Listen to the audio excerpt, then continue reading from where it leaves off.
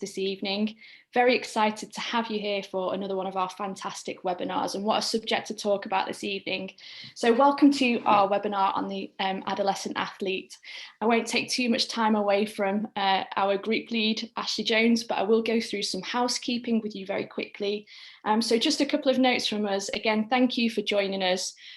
This is a third of our webinars and there'll be more to come, so keep an eye on our social media channels for more information. Once you finish the webinar today, you will be sent a feedback questionnaire sometime tomorrow. Once you complete that, you'll get your CPD certificate from us. I'll remind everyone of that at the end, but as I said, be expecting an email with a feedback form from us. And that link will be sent out tomorrow. So welcome to those of you who have joined us directly on Zoom and those of you who have joined us on YouTube. Please add any questions to the chat as we're going, because those will be monitored throughout and we'll have time for questions at the end. So without further ado, I'll hand over to Ashley Jones, who'll be leading the discussion tonight. Thanks, Jen, and welcome everybody to our third webinar and on behalf of the Society of Sports Therapists. My name's Ashley Jones. I'm a director for the Society and a member of the communications group. I'm also a senior lecturer in sports and exercise therapy at Leeds Beckett University. So really excited with the panel that we've managed to pull together this evening. There is a slight change just before we do start. Unfortunately, Dr. Stacey Emmons, who is our fourth panel member, is unable to attend this evening. But we've still got three fantastic guests who are going to talk to us all about adolescent injury and performance management strategies. So really excited with what we're going to chew the fat on this evening. So I'm going to go first and get Dale Forsyth to introduce himself to you, and then after that it'll be Dom Ray.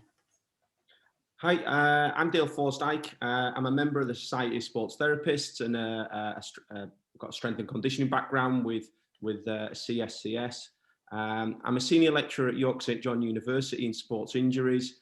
But probably more importantly for this occasion, I'm head of science and medicine at York City Tier 1 RTC, Sun Elite Girls Academy.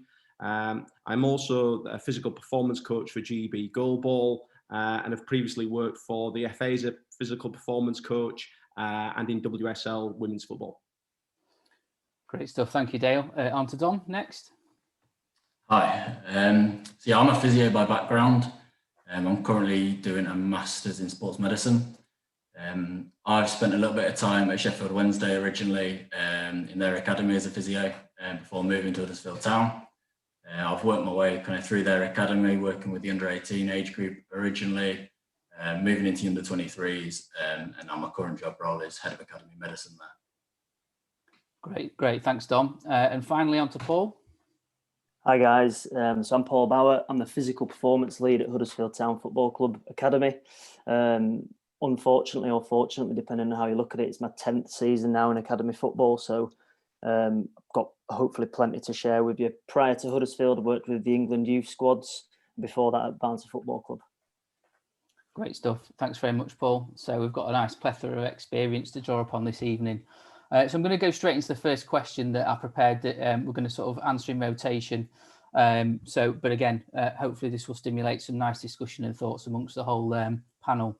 So the first thing I'm going to talk about, and I'm going to ask Dale to answer this first, is you've worked in your sort of field with girls football for several years now, and I'd like to know, how have you seen, or have you firstly seen development in that sort of physical management of adolescent athletes, particularly in the girls football area? And if so, what's been the biggest shift in that? And I suppose a subsidiary part of that might be what could be better and where do we need to go with some of these things? It's a massive question to start with. It's a good one. I have been head of science and medicine at York City RTC for a number of years, so I can almost give a historical perspective of that within our context. Certainly when I started, having any time for bespoke physical performance or physical development was a bit of a luxury. Whereas now it's certainly written as it's an expectation that every age group that we work with, from under 10s all the way to under 16s, have an hour's worth of physical performance coaching every single week. Now that's been partly influenced by the EPPP model in boys football. but also probably because of the high rates of adolescent ACL injury, and how do we tackle that, as well as looking to try and match or exceed the physicality of other nations. Ultimately, at an RTC, you're there to produce England players, and England players that can compete on a world stage. So that's been one of the drivers in that. What you do with that hour is very much up to yourself, but certainly something that you know I'm well on board with at the moment is the real positive step across all young adolescent athletes, that to move away from just developing players or tennis players or footballers or rugby players to a model where you're looking at developing overall athleticism, with an ability and an efficacy to move well. And it's also another good move, which is, with our players, the move away from, you can't externally load these players, to one where actually, if their movement patterns are good and they have good athleticism, you may well be able to externally load them, to create robust and resilient players. I mean, the second part of your question, Ashley, was all about what needs to change in the future. And certainly within my context, and probably the other guys, is, we're not massively well resourced, in terms of, I don't think any of us are getting rich in academy or RTC football. And often, your staff that you look after and the multidisciplinary team are there as a stepping stone. So developing, practitioners and good practitioners often move on to full-time roles. So one of the challenges within the physical kind of management athletes is staff turnover and kind of the resourcing, the financing of things. Luckily, there are kind of some special interest groups now, and a growing amount of practitioners that are quite proud to base themselves within youth settings and grow their career, publish research within youth athletes. And I think that's been a big change as well. Yeah, absolutely. I think you made a really nice point about the development of general athleticism. Certainly from my experiences, and then when you sort of think about when we were young, and that sounds like we're old and we're not, but when you look at the modern adolescent athlete now, their sort of load and their exposure to sport and activity tends to all be organised. There is less of the playing out and sort of learning how to fall, learning how to move, and those sort of basic movement patterns that sometimes we took for granted as youngsters. That seems to be that doesn't always occur as much. So that's really interesting that you've picked up on that, and maybe some of the other guys might offer some insights into that later on. So I'm going to go to Dom next. And Dom, you've worked at a couple of different academy setups, and Huddersfield's very different to the typical EPPP model in football. So you've sort of almost completely flipped it on its head, and that I'm sure will present some really good opportunities, but challenges as well. So kind of how did you, how have you seen development during that process?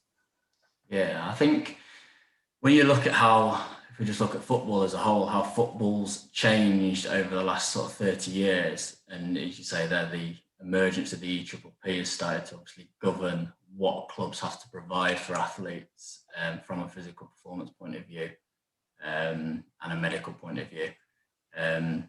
That has obviously opened up a lot of doors for athletes and started to govern what they have to be provided with. I think we're almost starting to come full circle. So obviously I wasn't in football at the time, but when you go back sort of 30 years, there was this kind of all or nothing approach with very little science, or less science than we've got now, where athletes got pushed and pushed and pushed with no real rationale as to why. And then we got the era of the emergence of science, and that new breed of sports science came through, and data started to come along. And I think now we're coming out the back end of that, where we're almost back to that all or nothing approach. And clubs are very big on publishing their physical statistics and wanting to be the biggest runners in leagues, wanting to have the fastest players, the strongest players. And when we talk about adolescent athletes, there's almost the pressure for that to filter down onto them. And in the kind of world we're in now, post-COVID, of clubs having to use younger players because of limited resource and transfer budgets and things like that, there's probably the danger of that all or nothing approach having to filter down to people who probably aren't quite ready.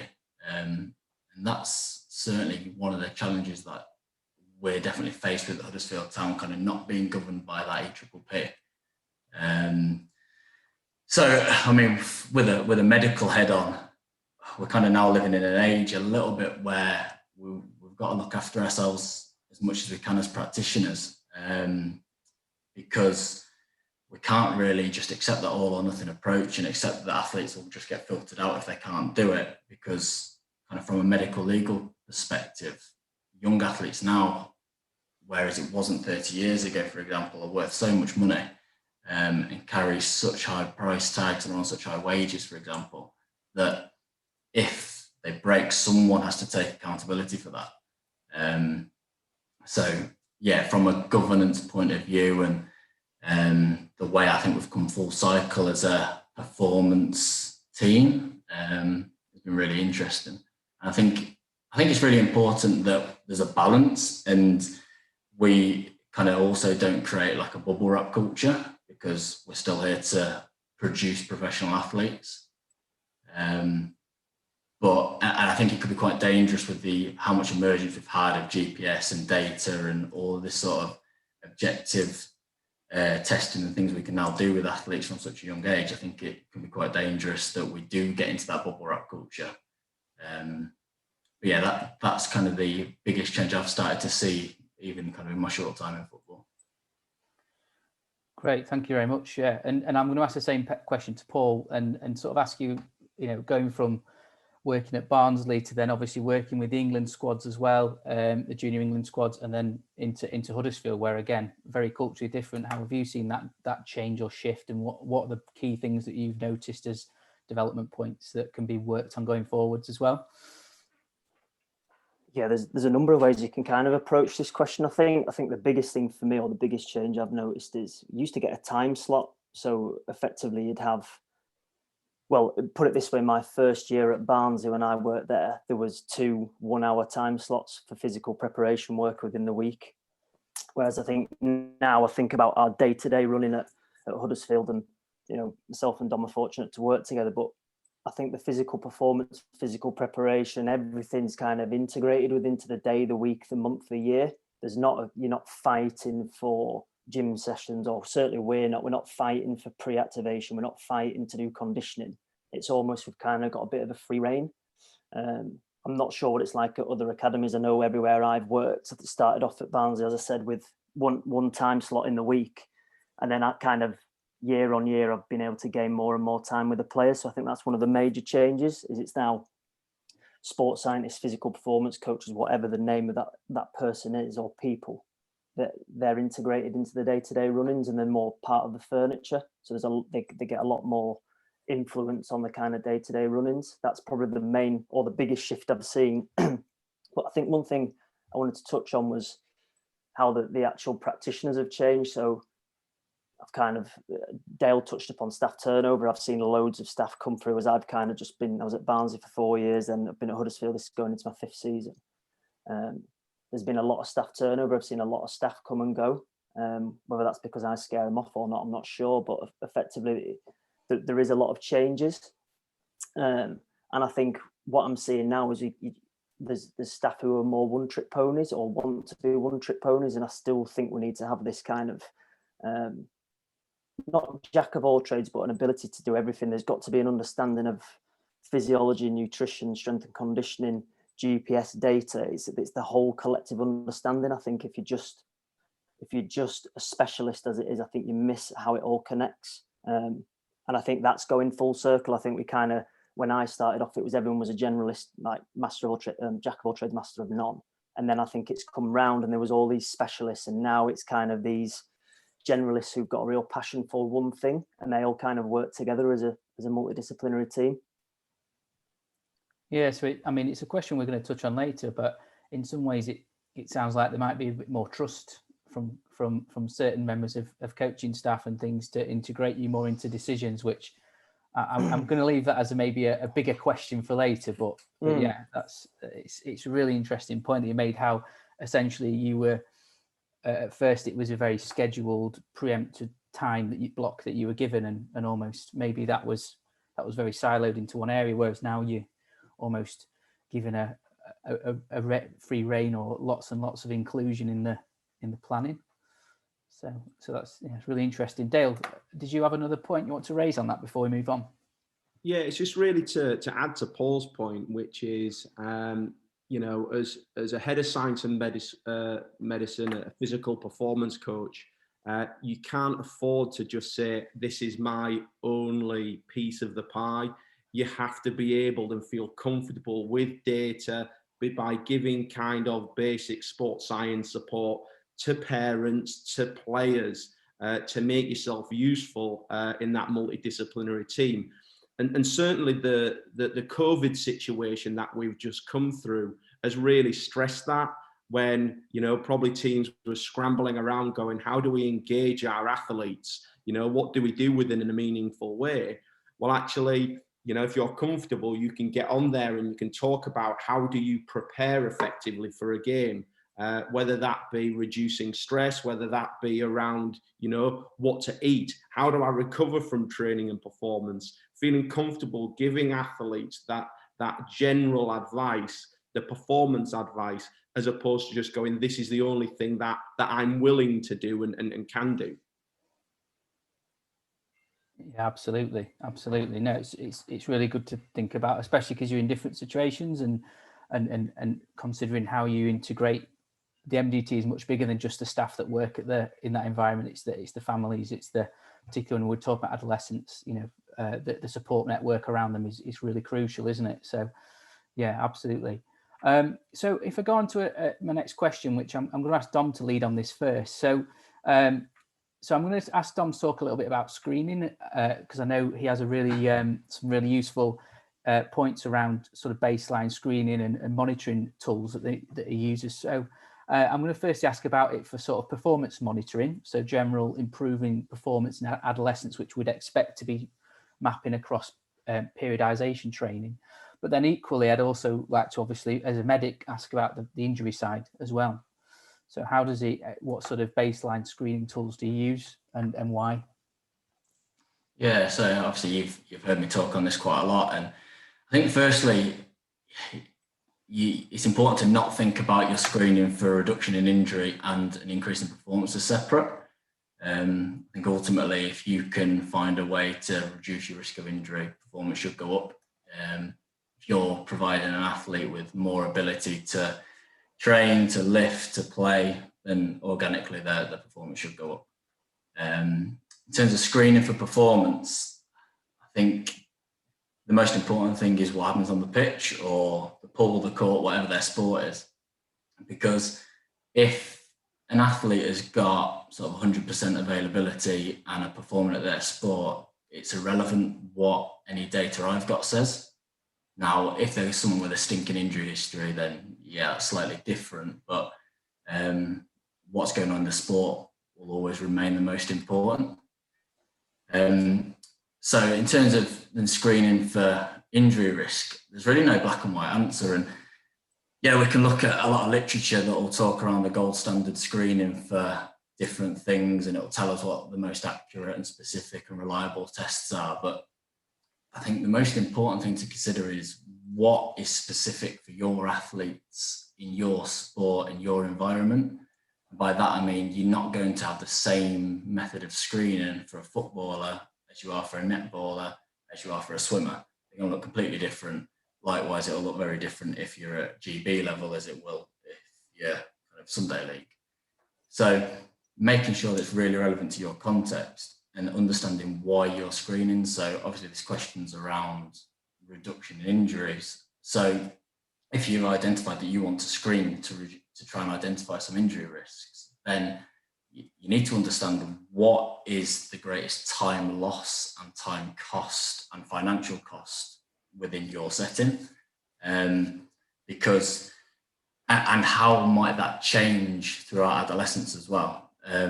Because if I'm in a sport that's had no ACL injuries in 10 years, but all my screening's looking for ACL risk factors, then it's probably a bit of a waste of time if I'm having 12 hamstring injuries a year. Likewise, if I'm looking at my cohort of kind of under 16 players and I'm getting 2 ACLs every year, but no hamstring injuries, but all my screening's focusing on hamstring injuries, then I'm probably a little bit off with that. So I think it's really, really important to consider your own data and your own context. If I had to kind of hang my hat on something, I think some really regular anthropometric screens really, really important for adolescents. And there's obviously plenty of literature out there that tells us some risk factors and some risk factor data around how much growth in a certain amount of time will lead to an increase in injury risk. And it's somewhere around that's kind of 0.6 centimeters per month, or around like a 0.3 kilos per meter squared sort of body mass index value. So, and the research is generally around there. And if we're identifying that athletes are changing at these sorts of rates, then we might be able to identify a sort of individual program for that athlete at that time and be a little bit more proactive. And I think this is important to consider what happens when the athlete grows. So when the athlete grows, they generally follow like a developmental lag sequence. So they have this rapid period of growth, which is initially instigated by bone length change, and then that's followed by the muscle length changing, and then eventually the cross-sectional area of that muscle catches up. And I feel that what happens is when people are doing their anthropometric screening, they're really, really good at identifying where peak height velocity is going to occur for the adolescent athlete, but they're really poor at that period post peak height velocity. And by considering that developmental lag that I've just talked about, what we can do is identify when an athlete's had this sudden period of growth, and then by putting that into some context with some objective screening, whether that be range of movement testing or some strength testing, whatever it is, then we can kind of see where they might be within that sequence and try and hone our management in and get it at the right point. So if they've had that period of growth and the range of movement testing is great, but their strength testing is still down, then we know that they've probably gone through the bone length and the muscle length change, but the cross-sectional area hasn't caught up yet, and likewise anywhere within that. So that's probably where I'd go, and especially in that age where you expect peak height velocity to occur, I'd probably increase the frequency of that anthropometric testing to try and be really, really proactive. Yeah, that's a really great answer, Dom. Thank you. Yeah, some really nice explanation of maturation, essentially, which leads me on to Paul to answer that as well. So can you add any more to that, Paul, from your sort of role in the sort of screening tests that you think are particularly useful? Yeah, I think Dom's touched on all the science probably better than I ever could. So I can, first of all, kind of talk about, I'm guilty of collecting data for years and not doing anything with it. I think any sports scientist who's out there who says they've used every piece of data they've ever collected is a liar. It's something that I definitely have to improve at. I think with the team we've got at Huddersfield, we're certainly using the data better. And one thing we've done is we've streamlined our testing. So I could probably go into the detail of the tests we do just to kind of build on what Dom's done. So effectively we have athletes in our academy that age 16, that's the youngest they would be. And the oldest would be around 21, 22. So effectively we use jump scores using force plates, so squat jump, counter movement jump. We use Nord board data, so we look for the maximal, obviously left and right, and the decay between the first and the fifth rep. We use heights, weights, body fats, and we've just started doing a 30-50 intermittent fitness test to effectively test for aerobic capacity. And that's kind of how we've streamlined. And there's a medical screen as well with a couple of range of movement kind of tests in there. But generally, it's when we first started, when myself and Dom first started together, really as a team at Huddersfield, we had a really big battery of tests. I'd say there was about 10. It's probably like 2 or 3 more than what we've got. And we've managed to chip away and get rid of some because actually they're not relevant. And now we've got a much more streamlined test, which we just do periodically. So the heights and weights, for example, are done every 6 weeks, whereas the medical screens or the fitness tests are done every 12 weeks.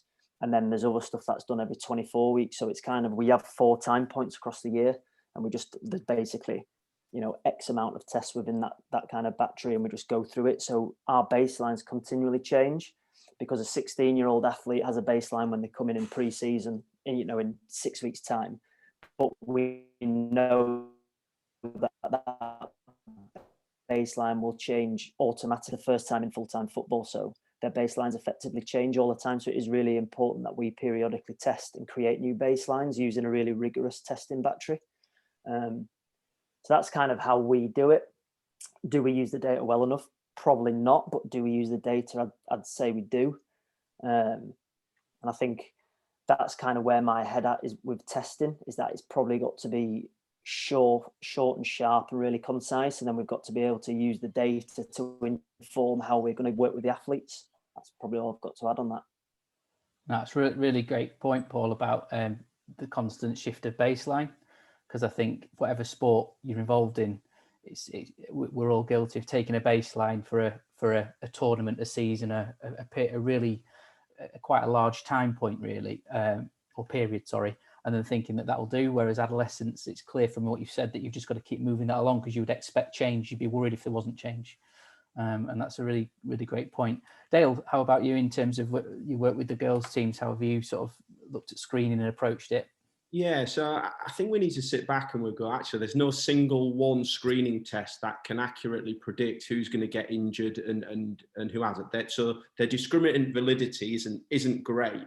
And obviously Roald Barr wrote a fantastic piece on that, and some recent empirical work testing the predictive nature of the FMS has also found, lo and behold, the predictive nature isn't particularly good. So I think screening wise, fitness testing wise, what we're trying to do at best is just get a really well-rounded impression of our players and our athletes.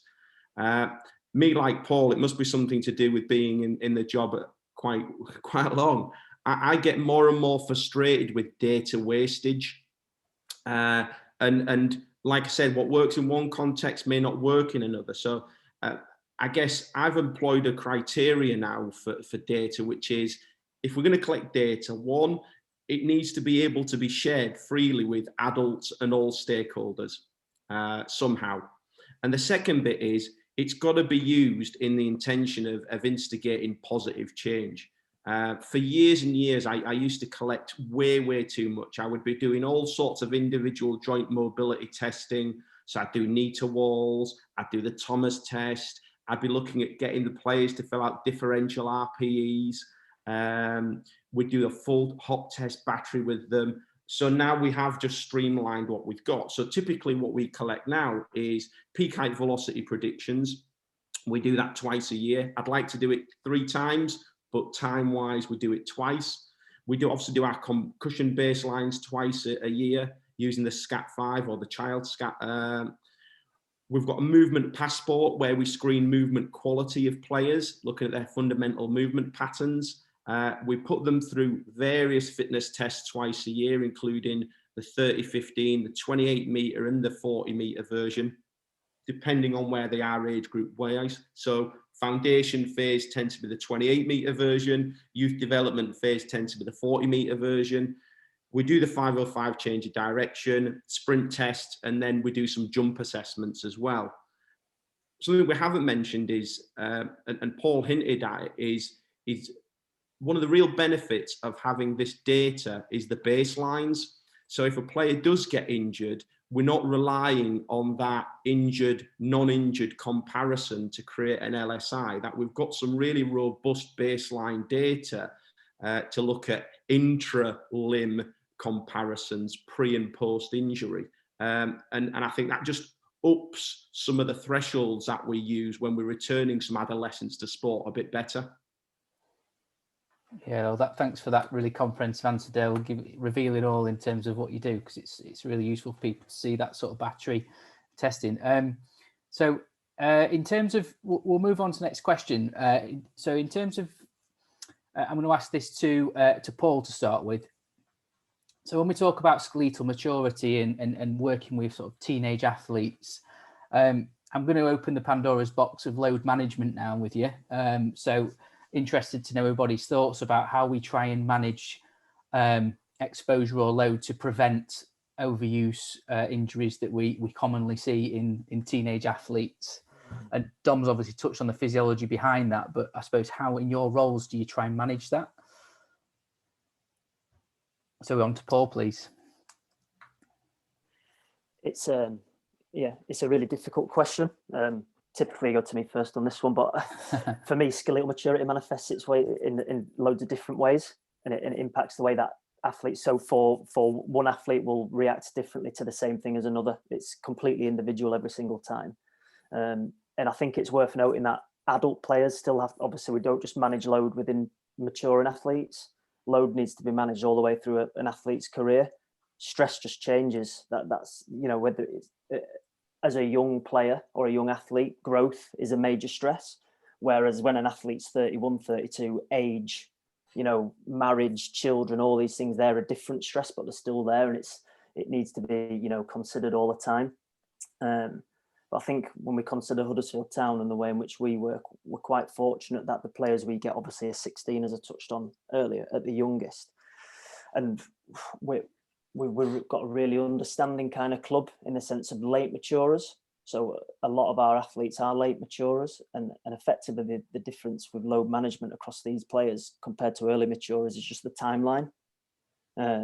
So we know an early maturer, for example, who comes in at 16, who effectively has got the biological age of, say, an 18-year-old. We know the timeline for that player from under 17 through to under 20 is much shorter. We need to be getting them much closer to where they need to be in terms of first team football, whereas a late maturer, we know that their timeline is much, much longer. And that actually allows us to be way more probably individual and specific with their kind of load management. So effectively utilising windows of opportunity to increase maximal strength, acceleration, sprint speed. It really depends on what that individual player needs. But I think the main requirement or the main consideration should always be, how is that player or that athlete actually responding to load initially? And when we get players in at 16, we actually have to have a period of time where we see how they respond. We can't get a 16-year-old in, do a couple of tests, you know, look at their injury history and go, oh, that player won't be able to do this. We actually have to see if they can, first of all. So it's a bit of it's a bit of trial and error as well. And I think load management within the club's getting much better within the academy. It's getting much better, but I think, yeah, it's still probably not where we want it to be, because we've got this kind of, like I just touched on, trial and error of how is this player responding to what's going on? Are they mature, and are they fully mature? Are they not fully mature? We're not sure, because often we don't have the history of the players, particularly if we signed, for an example, a 16-year-old off the street in from Paris, which we've done. We've signed young Parisian lads, and we have no idea what their kind of history has been. So we almost have to go through the process of doing the tests to recognise, oh, this player's still growing, or this player's actually stopped growing and they're just basically immature in terms of their kind of physiology, so we can then put an individual program in place. But I think it's a really difficult question because it is so bespoke for each individual. That's great. I'm hearing a lot about individuality, and bespoke was another word. So I'm sure that's a theme that seems to be coming through, and yeah, it's crucial with that. But sometimes that can be a challenge when you're in a team sport and you've only got a limited period of time. So if I go to Dale now, who that might well resonate with, because we've talked about the fact that you'd like 3 testing sessions a season, but you're only allowed 2 at the minute, and you are time driven with exposure of these athletes. So how do you try and influence and monitor their exposure and load?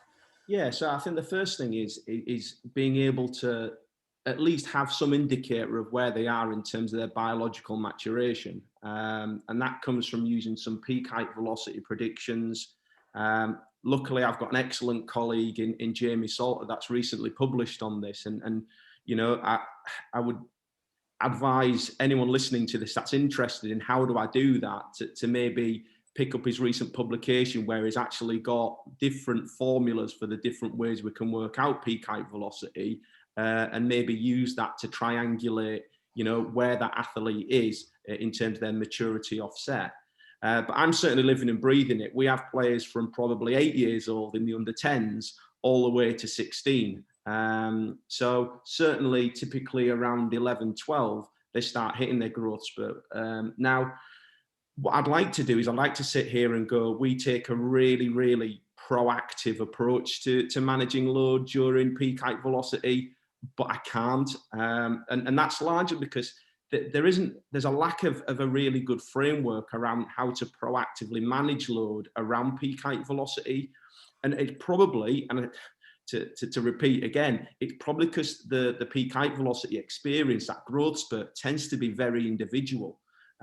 Some athletes, it'll be silent, clinically silent. They'll go through it. They'll just look bigger. But in some, they get adolescent awkwardness. Some get growing and apophyseal pain. And that's a real problem to them. So it's very much an individual experience. So if you were to just say, this is what we do for everybody, we may well be disadvantaging some athletes and advantaging others. So therefore, we take a bit of a more reactive approach. And again, I don't like saying that, but we wait for problems probably to arise and detect them in terms of our session by session monitoring. What we never do is suggest a complete rest. We just then start tinkering around with what they're doing. We get an idea of what their accumulated load is, both at school and then with us. We are dealing with 24/7 human beings at the end of the day. And then we look to maybe reduce either the frequency of their activities, the type of activities, the intensity of the activities. But obviously that information shared across the multidisciplinary team, because, you know, I would really hate to think that players are, you know, released or retrialed on the basis of they're just going through the growth spurt and they're just not having a great time with it. In terms of some of the loading that we do and how we account for it, well, a lot of our loading is based on how well they move. So actually, if they're moving well and they've got good fundamental movement patterns, even if they're experiencing peak velocity, then that'd be fine with us.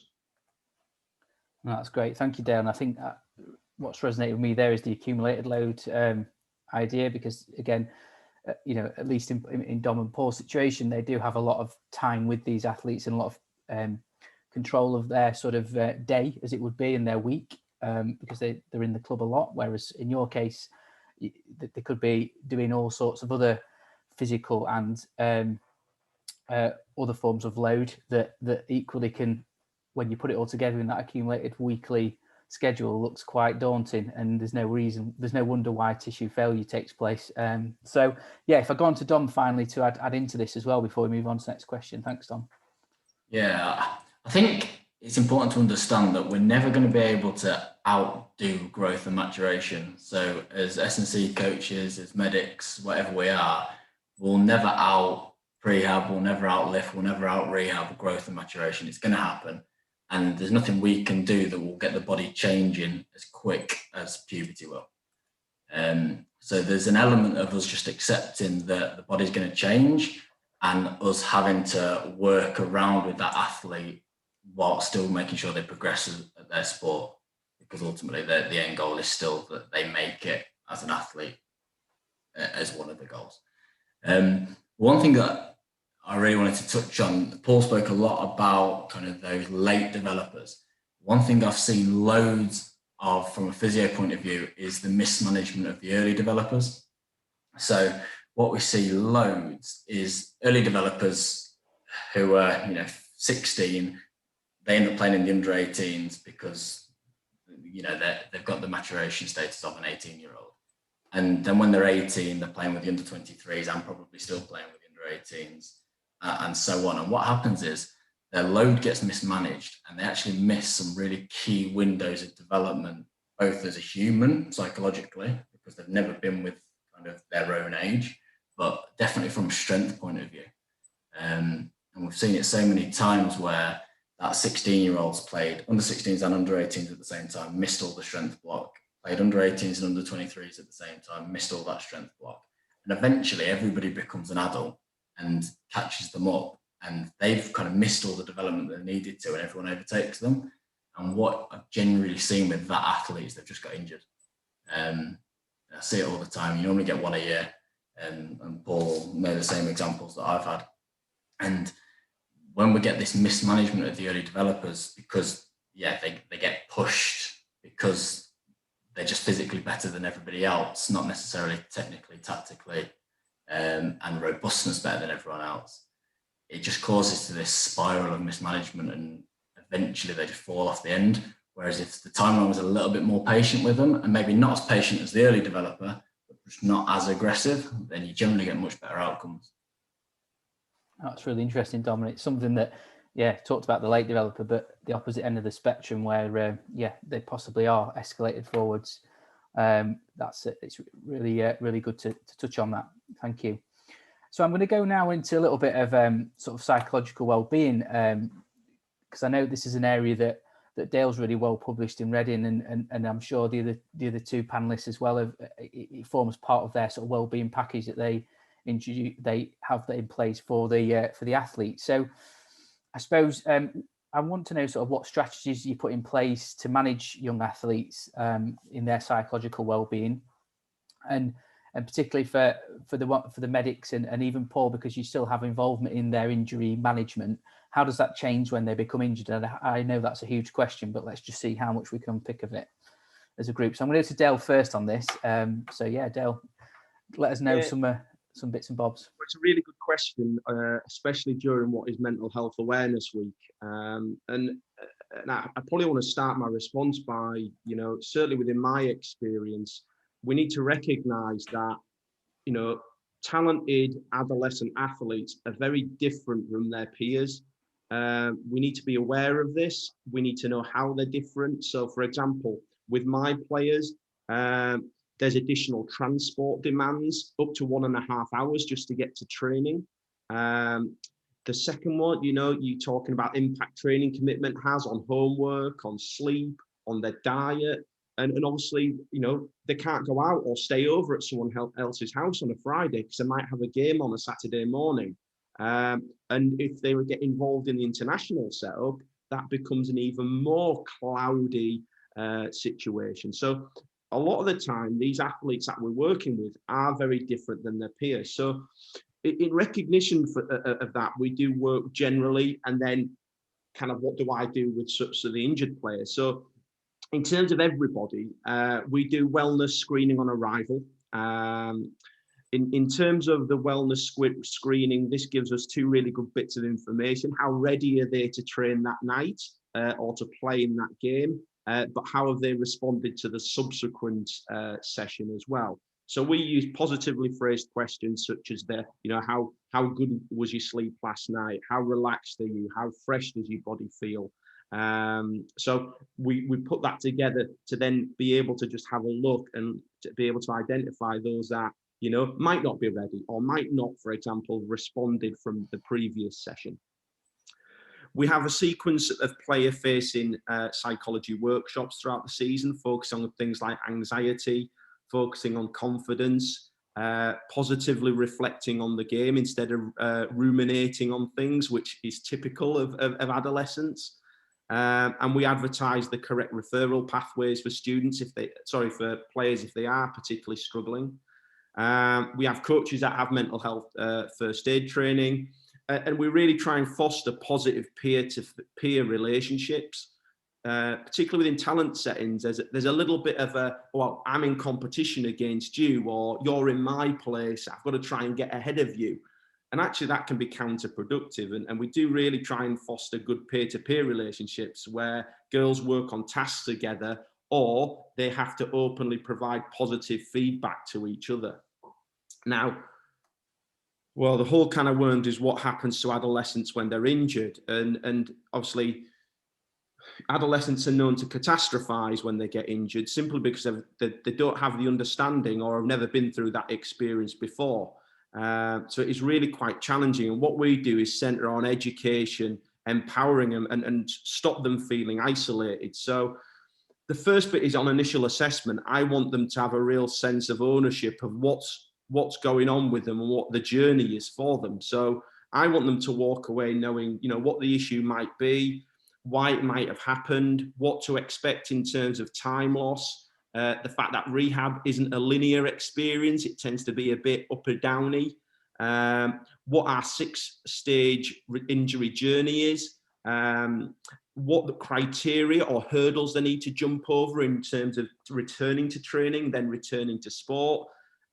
Give them some questions that they can go away and ask other practitioners, for example, consultant surgeons, other healthcare practitioners, and they get some injury homework to do, which pretty much challenges them to learn more about either the anatomy of that area or to understand the process that their body's going through.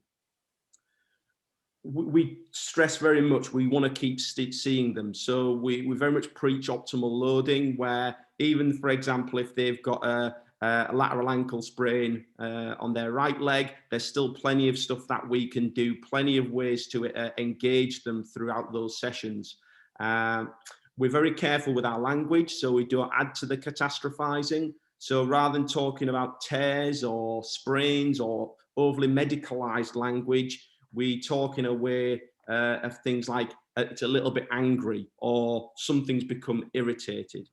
And we take a real pedagogical approach to working with athletes. So we have to battle with them for adherence. So we want them to know why they're doing what they're doing. And we often use plenaries at the end, so they get the chance to tell us what they've learned about their injury at that point. And I think the last thing I just want to mention in terms of that is it's important for these athletes to keep integrated with their teammates and their coaches.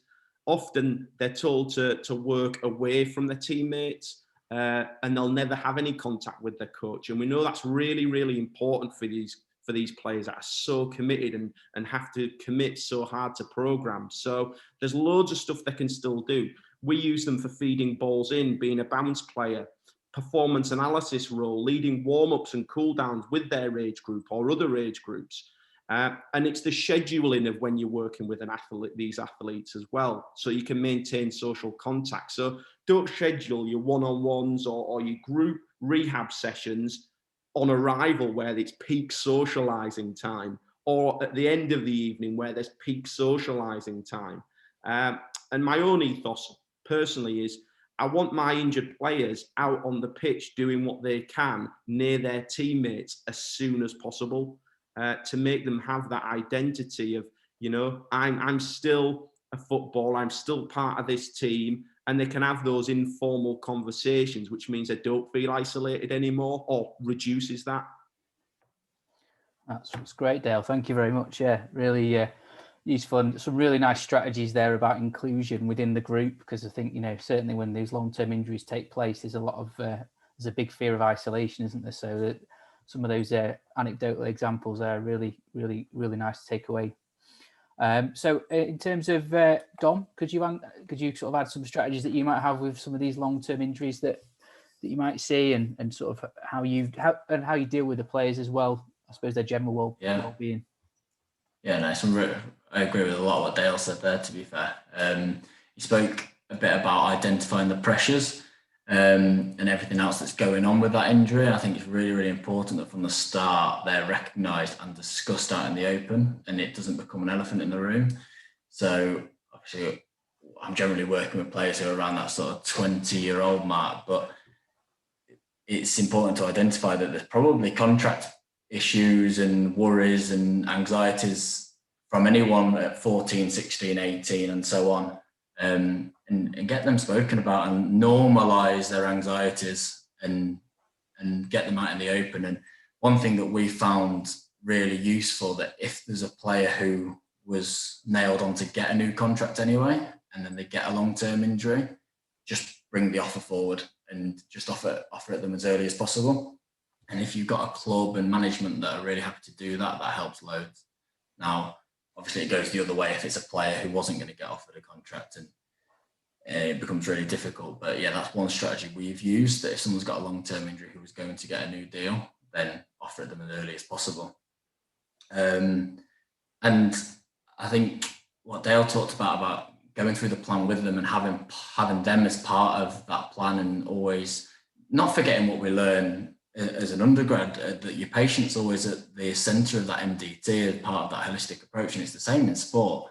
Let the athletes sit down with you and see the plan, and give them confidence in that they know where point A is and where the end point is and what that process is to get there, and let them be part of some of the decision making, because that gives them loads of clarity. It'll give them confidence in you as a practitioner, and it'll just make that process run really, really smoothly.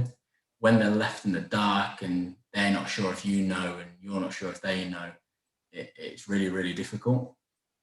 And then lastly, from me, I think the problem, especially in football, is injured players get punished, and there's this this kind of stigma in football that the injured player has done something wrong and they need to be treated differently to the group. And it comes a lot of time from coaches and management that players should be in every day, in all day, not get the time off that the fit players get off. But if we think about what's going on with that injured athlete, sort of from a psychological point of view and a pathological tissue point of view, it takes a lot more for them to heal, and there's a lot more going on in their life at that moment in time. So I make sure that I give the injured players enough time off. If the squad are getting time off for winning, they're part of that. I make sure that I schedule enough deloads during a long-term rehab to account for that, and don't make that rehab process, it has to be hard, but don't make it just a slog and make them feel like they're detached and they're being punished. Yeah, and I think that's a really nice point, Dom, about these. If somebody has a long-term injury and they're in full-time sport, so it is their job, it is their career, it is their pathway, the whole the deload phase and giving them time away is really, it can change can be as good as a rest, can't it? We all know that. So it's a great point. Okay, due to time, I'm going to go on to the final question, because, and I know I'm going to go to Paul first with this, because I know he's got some really interesting points on this, and I'll come to the two afterwards. And it's about sort of coaches' relationships, because often sometimes they can be quite challenging when we're trying to talk about load management and the involvement of the therapist or the performance coach within those decision-making decisions, I suppose, alongside training and match play involvement. So in terms of how do you foster good relationship, Paul, and how do you sort of work to, I suppose, gain trust from coaches in these situations? Yeah, I've wrote some notes because coaches are a nightmare. So I'm going to try and not be controversial, and I'm going to try and be as pragmatic as I can with this answer, because it is the most, or the hardest part of my job. Dom gets the fortuity, or depends how he looks at it, of getting to see me do this every day, and probably more often than not I fail at this, and dealing with coaches is really, really difficult. Again, in academy football, staff turnover is a lot, particularly with coaches. So often, I can't even count the amount of coaches I've worked with in the 9-10 seasons I've been. It's comfortably over 20, which is a lot of people, to a lot of different strategies that need to be used, a lot of different ways of communicating, a lot of different personalities that you're dealing with. And I think that's the first thing that you need to remember, is you're dealing with another human being. It's that they're a human first, and they're almost a coach second. So that's the first thing. So my role as a physical performance coach, I'm a mediator. I'm between coach and player, and I'm the one who sits in the middle. But I'm also between medic and coach.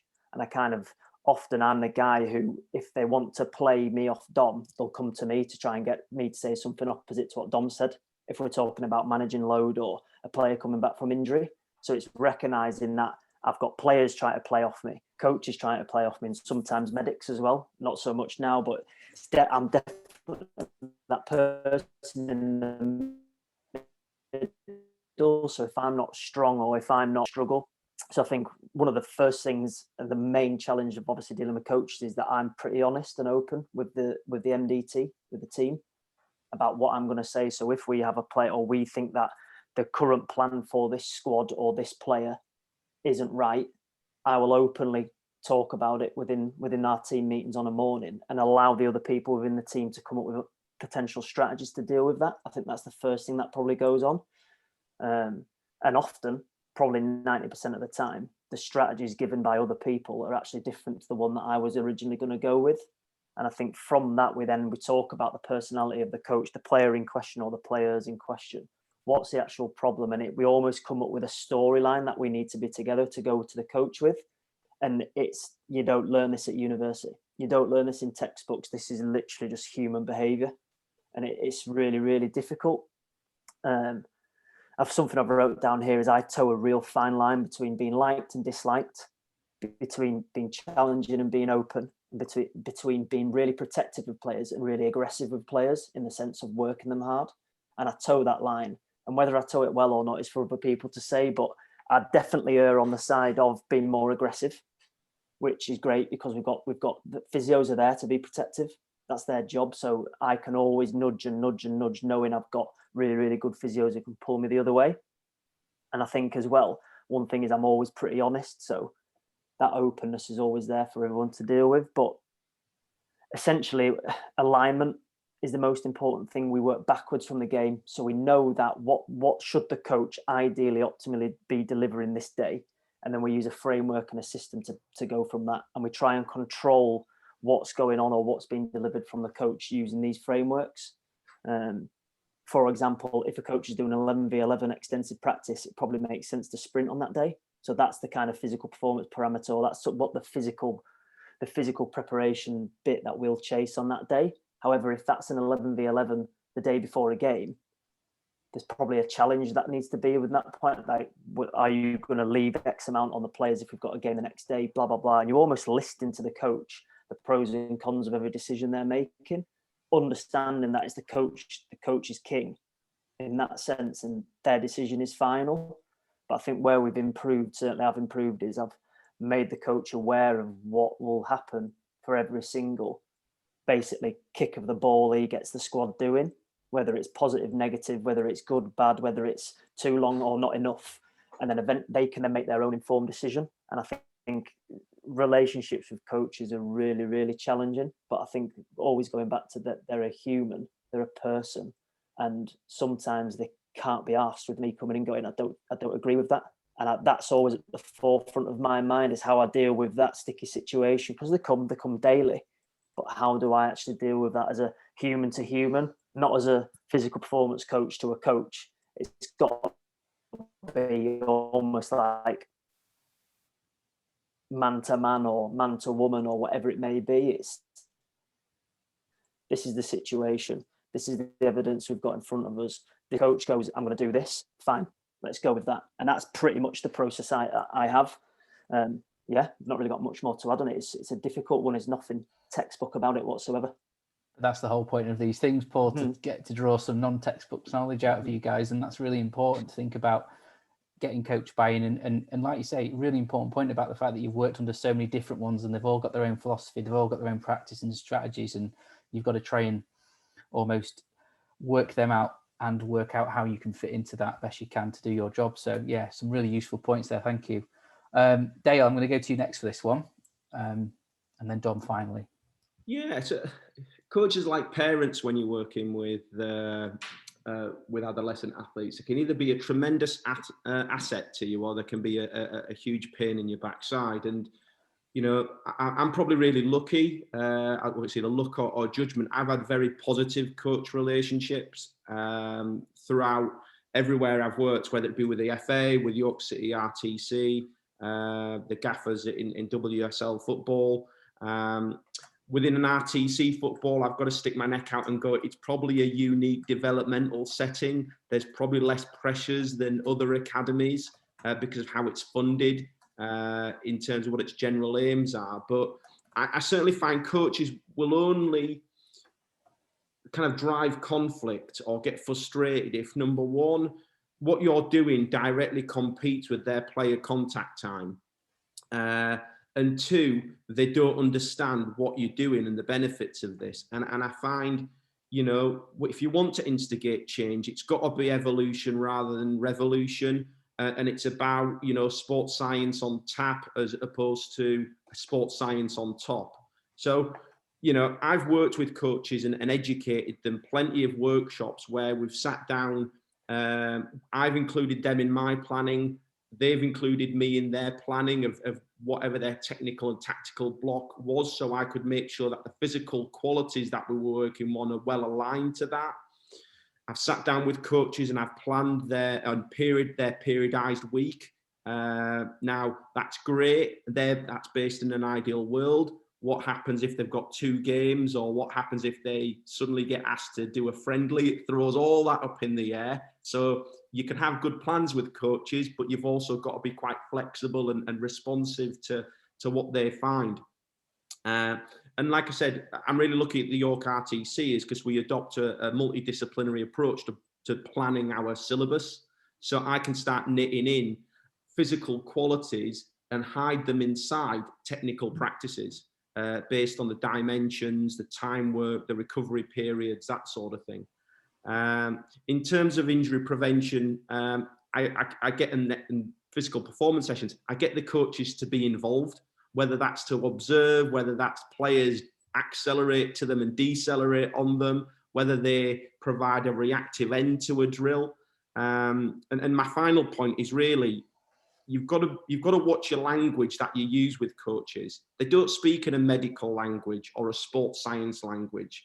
What matters to coaches is player availability in training and games and performance. And I think if you can grasp the language that resonates with coaches, I think they can really be a good asset. That's really useful and bit of advice there, Dale. Thanks a lot for that. And I'll just go to Dom finally before we answer a couple of questions that we've had from members of the audience. Yeah, so I think what's key is that we never make it coaches versus performance staff. As soon as you've got that atmosphere, you're done. So it needs to be always that you're on the same team trying to work to the same goal. And I think we keep talking about the bits you don't learn, but the best thing I've found is that if a plan needs to be put in place for a player, that you almost go into a negotiation with the coach and you let them formulate the bits that they want first and the bits that they see most important, and then let them have it. And then you generally get a little bit back. And if for every single plan it works like that, you generally come to quite a nice common ground and get what everybody wants. And when you're formulating a plan, if you get the coach and all kind of senior members of that MDT to rubber stamp it and put their name to it and think that they've all come up with a part of it, then generally it gets adhered to because somebody or everybody's accountable and they know that if something goes wrong or something not followed from their part, then it's on them. So I think if you can be really, really formal with your communication and your planning, but as a team, then you get much better outcomes. Yeah, great bit of advice, Tom. Absolutely. Right, so we're going to go to questions now. So Jen's rejoined us and she's been monitoring the chat and obviously the YouTube questions as well and collating them for us. So yeah, Jen, have you got some particular questions for particular people? I have, and this comes from Jessica. I'd like to direct this to you, Dom, if possible. What is the most noticeable difference of response to injury between young and adult athletes? Yeah, so I think it depends on the age and the career position. But what you generally find with younger athletes going through adolescence, the amount of change you can get within a period of rehab is massive. When the hormones are at the most optimal for growth and change, and as a person, you kind of get the most out of them because they'll basically do whatever you say because they know no different. Whereas when you start working with first team players who are a little bit older and a little bit more seasoned, they've got their ideologies of how they want to do things, and they've got their preconceptions of what's worked before and what hasn't worked. So it's sometimes a difficult barrier to break down. So I think as well the difference, and we kind of just spoke about this a little bit, is that with an adolescence, you've generally got a bit more time to work with that athlete during rehab and make them better overall as an athlete. Whereas as you get someone who's a little bit further in their career, whether that be at senior academy level or at first team level, there's a rush to perform and there's a rush to get them back. There's a lot of time pressure. So you're generally going to miss a little bit of that development. So yeah, that's probably my answer on that one. Thank you very much, Dom. We've just had another question come through from Jeremy, which I think, Paul, you might be best set to answer this one if you would. So the question from Jeremy is, you've all mentioned data.